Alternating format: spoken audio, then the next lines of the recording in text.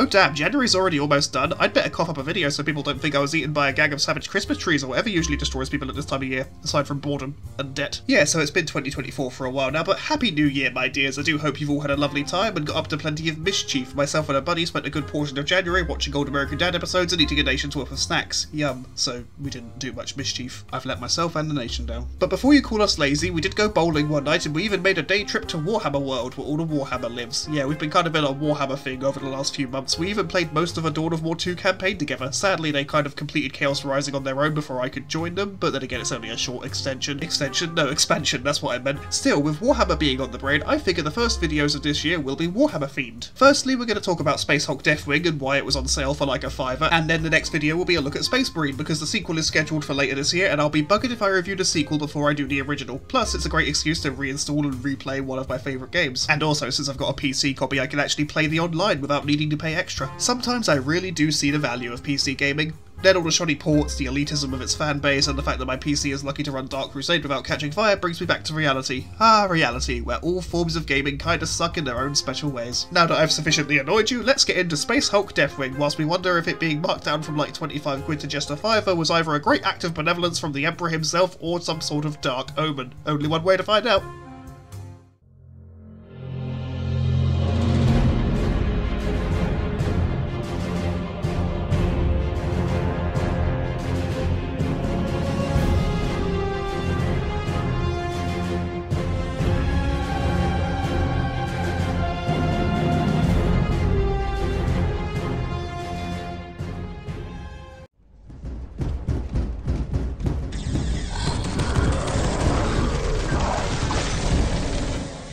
Space Hulk Deathwing is a first-person shooter which sees you take command of a small squad of heavily armoured boys as you explore the decrepit ruins of a Space Hulk. The game is set in the 40k universe and is based on the Space Hulk board game, which I've never played, so I can't speak to how accurately it has been translated. I also didn't play the online mode of this game, let's just dip that in the bud now, so this review focuses exclusively on the single-player experience. If you're new here, my thoughts on online-focused games are that their core components need to be fun enough on their own that I would want to engage with them with friends, so please don't give me any of that "it gets better with friends" thing, because that line also applies to depression, and I'd still rather just not have depression. Also, that whole "it gets better with friends" line isn't even true half the fucking time, so none of that here, okay? None of that. You. Right there. Yeah, I'm looking at you. The gameplay can best be described as competent without over-exaggerating. You squeeze the trigger of your gun, the gun shoots, and most enemies are polite enough to die after a few shots, so all is well there. Before a mission, you choose the equipment that you and your squad are going to use, and in theory that's great, but sadly I found that most gear is virtually useless outside of the default Stormbolter and Force Sword that you're given. I did upgrade to the Force Axe for a couple of missions, though given that the melee in this game feels clunky and unsatisfying, I didn't do it for any significant gameplay advantage, I just did it so I could look at a different melee weapon for a change. In general, the feel of combat in this game isn't anything spectacular. The guns don't have that satisfying kick that I like to have in video games, and most of them are just nowhere near as useful as your starting Stormbolter. The Stormbolter itself is a large handgun that fires rapidly but can maintain a respectable accuracy, it hits hard enough for most enemies to die within a few shots, and it has a decent magazine size, which is always a plus. It's also quite reliable and doesn't jam very often, which when there are alien bugs coming at you from all sides is something that you really need, but the thing is, the default gun being the best of the bunch really isn't a good look for the game. It's not that the other weapons are too situational or anything like that, it's just that none of them marry that fire rate, accuracy, reliability and stopping power that the Stormbolter has all in one little package. The autocannon is a video game minigun, so it's horrendously inaccurate, it hits about as hard as modern journalism does, and it needs to spin up before it shoots, which is something that really needs to stop. Miniguns don't need to fucking spin up before firing, game devs, you press the button and it shoots. Adding an unnecessary second between the act of trigger pulling and bullet spitting is just a game developer being a dick. It completely undermines the effectiveness of this gun, and it already can barely hit anything with bullets that just lightly tickle the enemy, so we don't need it to take a minute to catch its breath before it fires. I used it in one mission and then never again because it was a completely pathetic firearm. It also jams a lot more frequently than the other guns, but at this point that's just adding salt to the wound. The heavy flamer hits hard and fires quickly. It fires quickly, flamethrower. But it's a flamer, so sharpshooting isn't an option, which isn't great, and it also jams weirdly easily. The Hellfire is just kind of a neutered Stormbolter that fires slower, has a smaller magazine size, and adds an annoying travel time to your projectiles, so that can sod off. The melee weapons aren't great because the system for melee combat is stiff and inelegant, and more to the point, the vast majority of your enemies are melee focused, so why in the God Emperor's name you try to meet them on their terms is beyond me. The only non-starting gun that I got any use out of on any other occasion was the plasma cannon. It was reliable, accurate, it had splash damage to its projectiles, so it was sort of like a less potent missile launcher, but it was sort of handicapped by the slow fire rate and the need to remain stationary to use it accurately. I did occasionally give it to one of my battle brothers and he did relatively well with it, but as for me, I couldn't really justify using it when the storm bolter hadn't gone anywhere. It can also fire accurately and it doesn't need to recharge between shots. I focus a lot on accuracy here since there are enemy missile snipers and big laser boys, and both enemies are best sniped from a distance as soon as possible since they can do a large amount of damage to you in a very short time. And since your battle brothers never seem to notice them until after a few missiles to the face or vivisection by laser, it's going to be on you to deal with these kind of threats most of the time. So yeah, you're going to need a gun that can accurately hit things at range and can rapid fire for when groups happen. That said, neither of these enemies are a particularly big threat if you've already spotted them. The big laser boys definitely take more shots to kill than the little missile snipers, but repeated headshots will stagger these enemies, so if you just stay still and shoot them in the face over and over again, you can trap them in a sort of stagger loop. It's actually not too hard to kill most enemies in this game. There are a few solitary units that are quite dangerous to you and your brothers, like the suicide chargers or the big broodlords, but most enemies, including the gunmen, really aren't that big a threat. The little humanoid gun-using enemies can be completely disarmed by shooting them in the arm once. Most of the melee enemies die quickly, and because of the confines of most maps, they attack in almost straight lines, so it's pretty easy to slaughter waves of them without an issue. Even I, someone who plays video games with all the grace and elegance of a half-blind drug-hazed gazelle, rarely got myself killed, and even when I did die, it was usually more a result of how I'd stopped trying in the mission because I just wanted an excuse to put the game down. It's a shame because I think there is a solid enough foundation here for what could be a great game, but I think the main issue is that nothing was left in the oven long enough, so to speak. What I mean is that most of the game feels underbaked and like it lacked polish. A great example is the command mechanic. You can issue orders to your brothers, but aside from the heal me command, I didn't really get any use out of this mechanic. You might think me getting use out of the heal command justified the entire mechanic, but I'd argue against that since many games let you heal yourself or a buddy and don't tie it to a dedicated command option. Not option, system, you know what I meant. You can order your brothers to move to specific locations, but as they follow you by default and you never need to be separated from them, I don't see it as a particularly useful mechanic. You might now think that you can have them wait in a specific location for you whilst you do some scouting, which in theory could work, but I found the times I tried this, they both got themselves torn to ribbons because they stand exactly where you told them to stay. And since most enemies are melee focused and the AI is pretty shit, you can probably do the maths on their survival chances. And realistically, you need at least a medic to be alive to have the best odds, since enemy snipers can easily knock off half of your health bar and you can't really do anything about it on your own. You can order them to lock doors, but then again you can also lock the doors yourself, and as a whole that entire mechanic is fairly useless. Most doors are fragile, so it's only really the big ones that are useful to close at any given moment, and even then you have unlimited ammunition, so you might as well just mop up the horde that you're already facing. I found the locking door mechanic useful precisely once in the entire campaign, and that's because I couldn't be bothered to deal with a broodlord that I was facing, so I locked it in a room. Although calling it useful is being a bit charitable, I was just being lazy. Going in, you might have thought that this command option would have opened up a nice tactical element to the gameplay, but it kinda doesn't. I actually had to reinstall the game just to get extra footage of me using the commands, just so I'd have some to show off on the video, and even then I just didn't do it most of the time because it's very easy to forget. It can be ignored pretty much 99% of the time, and if you play better than me, which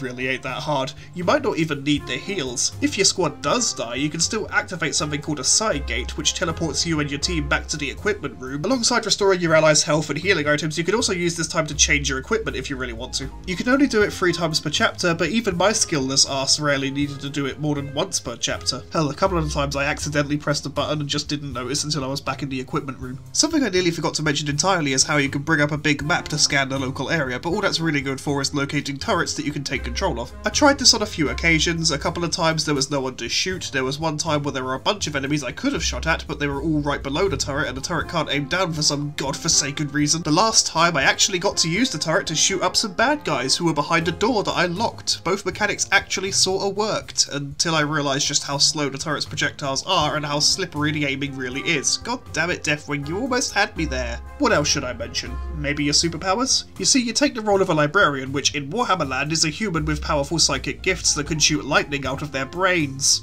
When you start the game, you have a lightning spell and a shockwave spell which can damage and disrupt enemies respectively, but then the next available option on your level up tree is a Pillar of Fire, which one-shots most enemies and travels down your line of sight for quite a long time, which once I got, I never felt the need to get anything else. Even if it hits a wall, the enemies are so dumb that they have just as much of a chance to run into the deadly Pillar of Fire than avoid it. Like, seriously guys. Like I said, you do have a level up thing which does add some small bonuses to you and your squad as you apply points, but it's so token that it hardly warrants a mention. The only thing I needed to bring it up for was the fact that you need it to access the firepower, but then once I had the firepower, I didn't really need anything else from it. The only other thing I need to bring up are the special missions, which aren't really anything special, they're just a random objective appearing in a previously explored area, and they're about as fun to complete as a standard campaign, only a little less so because you need to waddle all the way back to the spawn point if you want to use the side gate. And that didn't really add any tension, it just meant I was more likely to just let myself die because I couldn't be asked to make the trip. If you do die and you hit the restart function, you don't actually restart the current objective, you're given a completely different objective. So why does it say restart then?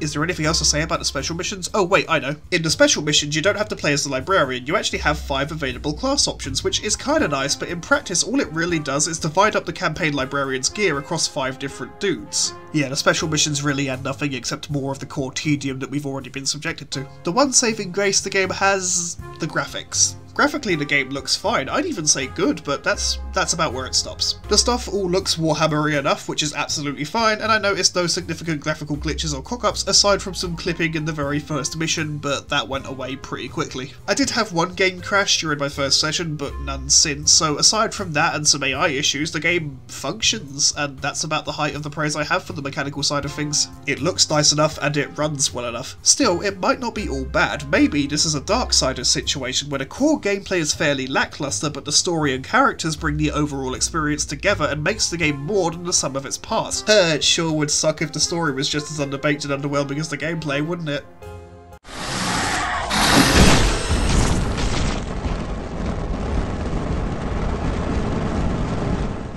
Oh fuck, it is that, isn't it?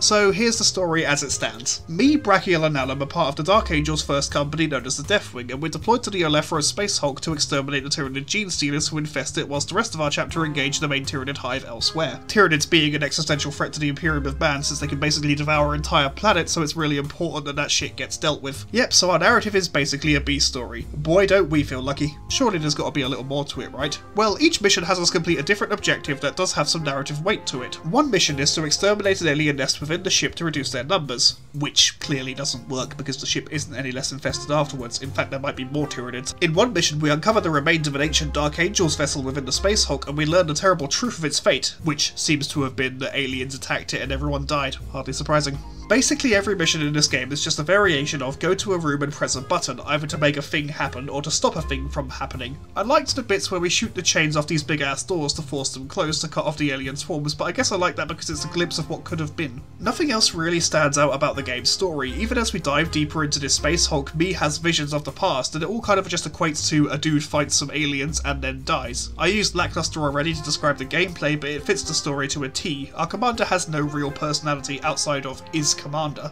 Oh yeah, we report to a separate commander, but he's not really a character, so who cares? Me is a nameless pleb with the same personality problem as the commander, but this time with psychic powers that somehow don't make him more interesting. Your battle brothers are both one-dimensional. One likes big guns and violence, and the other prefers caution and reasonably sized guns. I'll give you 3 guesses on who is who, but given that I already told you which one was the heavy weapons guy and which one was the sawbones, you can probably get it right the first time. It's a bit of a letdown, since Warhammer 40k as a setting is prime real estate for some genuinely fantastic stories. Even other Warhammer games nail this better, but I'll save my salivating over Space Marine for February. The story is extremely underdeveloped. There isn't really anything else to say. I can't even really spoil anything because so little of note happens. I guess that's one way to keep a narrative secret, by barely fucking writing it.